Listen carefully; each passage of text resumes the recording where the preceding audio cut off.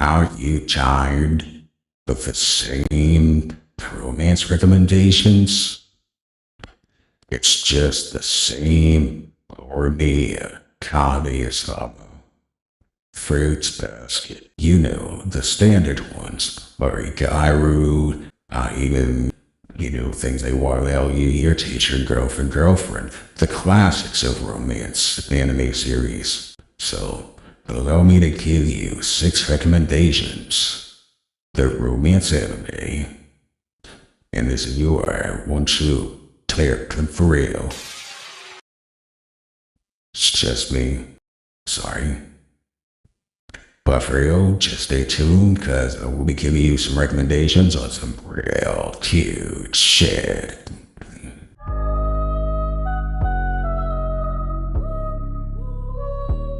This is going to be 5 recommendations plus an honorable mention that I'd like to recommend to you guys for romance anime. You know, you do get the same recommendations over and over again, so I figured just try and throw a couple different ones that you may not have heard of. I'm not going to drag on too long about any of the series specifically, and I won't spoil anything. I want you guys to check it out, and if you've actually watched the anime, do me a favor and let me know what you think in the comments. And if you haven't seen it yet, let me know if there's one that you want to check out more than the rest. Let's get cracking with the honorable mention. So we'll just start off pretty simple with Tada Never Falls in Love. Now this is probably the weaker recommendation in my opinion in terms of my own enjoyment. I have King Arthur's sister, the Saber of Love here. But this story is basically about a young man who is kind of to himself and reserved, who is a big fan of taking pictures and photography. There's a twist about who she actually is and where she's from, but the big theme that they're kind of playing into here is that love changes people. You often do things for the one you love that you wouldn't normally do for anyone else, and it's definitely not perfect. I give it a 7 out of 10, but I think it's still an enjoyable series. Moving on to the actual 5 recommendations for this video, we have kind of a bevy of different type of tropes here. We have the historical romance piece. We have a degenerate romance piece, basically. We also have a love that expands past high school and college at that, and it goes all the way into adulthood with parenthood. And it's not Clannad, I promise. We even have one that transcends reality and goes into video games, but it's not an isekai either. And a romance that I know most people haven't heard of, so I'm really confident in my final recommendation. But let's just start at the top. So Taisho Otome Fairy Tale is the historical romance piece, and essentially a girl agrees to be a wife for the son of a powerful family to kind of right some debt, and it's a little yikes kind of, but overall I do think this is a better anime than Tada Never Falls in Love, honestly. And for the 4th one, that would be Recovery of an MMO Junkie. This is pretty simple. It's a video game world. It's not isekai. A woman in her 30s, hardworking, decides to become a NEET and starts playing a game and meets people.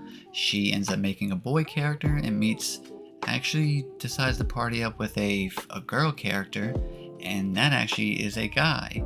But there's reasons why they choose the opposite for their characters. But you'll have to get into all that. It's pretty sweet. There's some like frustrating moments, but I think it's more, I enjoyed it a little bit more than Taisho Otome Fairy Tale personally.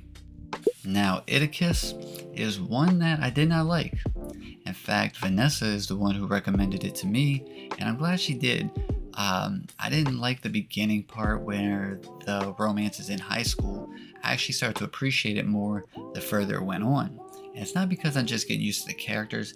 I think the setting, just for that type of series, was just more enjoyable for me personally, especially the college part. I think the college part was probably my favorite in terms of like just having fun watching. But the couple actually does shape up to be a little bit of a realistic couple. You know, it's a very short or stoic husband, man of few words, but he shows how he feels in action.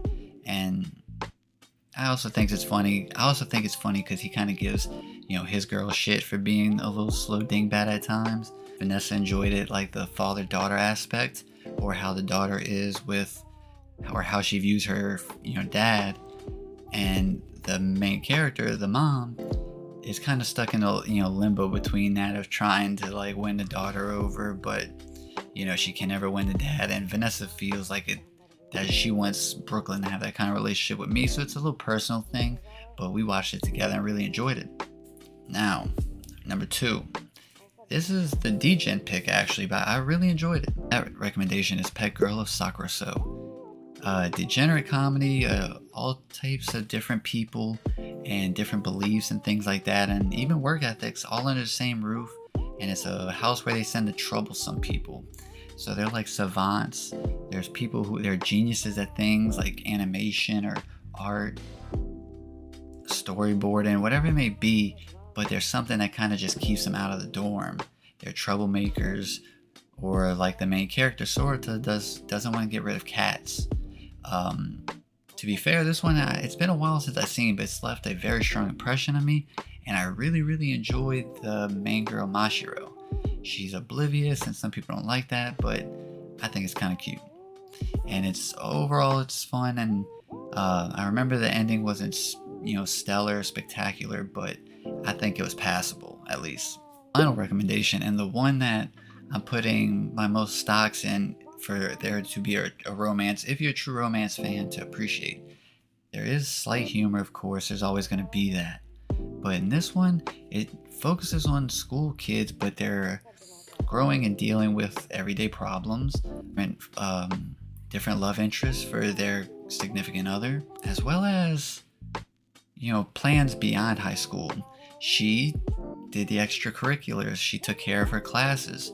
The guy just didn't take it as seriously, so now he struggles with trying to get into a school. Well, simple, 5 recommendations plus an honorable mention, at least all 7s and above. And, maybe you haven't heard of any of them, but, I would like some feedback anyway, what you thought of them if you did watch them, or if you will. And if you do, let me know what you thought afterwards.